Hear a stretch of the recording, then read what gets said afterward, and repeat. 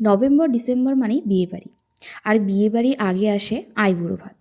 প্রথমেই বলি আইবুড়ো ভাত মানেটা কি।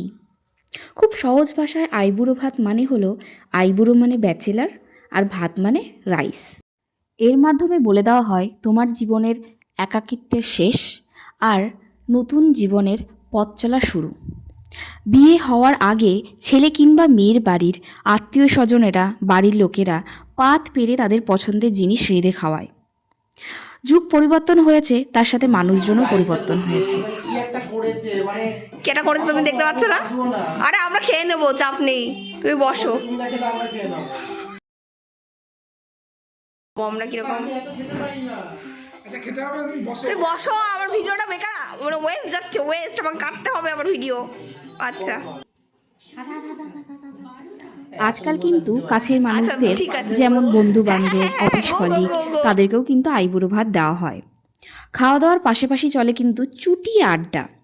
আর সেই সাথে যে মানুষটাকে আইবুড়ো ভাত দেওয়া হয় তার মুখে অপ্রত্যাশিতভাবে পাওনার খুশিটা কিন্তু ফুটে ওঠে। এর মাধ্যমে বলে দেওয়া হয় যে আর কিন্তু একা নয়, এবার আসতে হলে দুজন মিলে আসবে। আমাদেরও কিন্তু সেরকমই।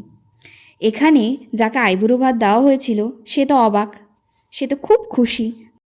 কারা কারা কতগুলো আইবুড়ো ভাত খেলে তারা অবশ্যই কমেন্টে লিখে জানিও। আর তোমাদের নতুন জীবনের জন্য আগাম অনেক অনেক শুভেচ্ছা রইল।